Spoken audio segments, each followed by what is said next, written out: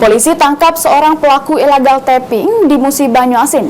Dari tangan tersangka, polisi mengamankan 6.000 liter minyak mentah hasil curiannya.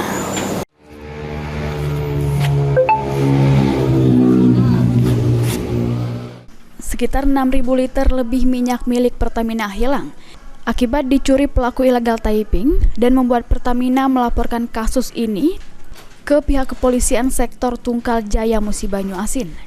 Tak ingin terjadi hal yang lebih akibat praktik illegal tapping, Polsek Tungkal Jaya langsung melakukan penyelidikan untuk mengungkap kasus ini. Dan polisi menetapkan seorang tersangka dari kasus illegal tapping ini, yakni IL, warga desa Simpang Tukal, Kecamatan Tungkal Jaya, Musi Banyuasin, yang ditangkap di kediamannya.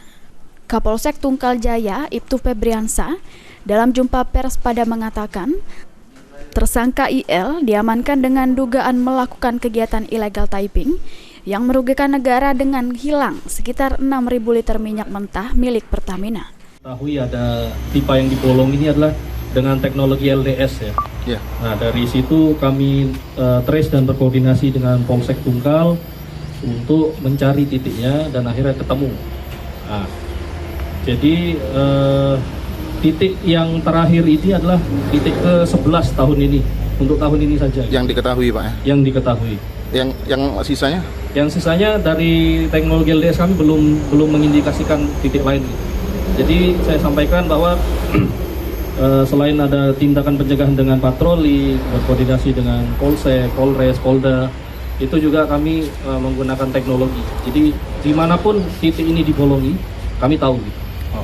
Nah, yang tadi kan 11 Pak. 11 ini apakah ada tersangka dari 11 titik yang sudah terindikasi?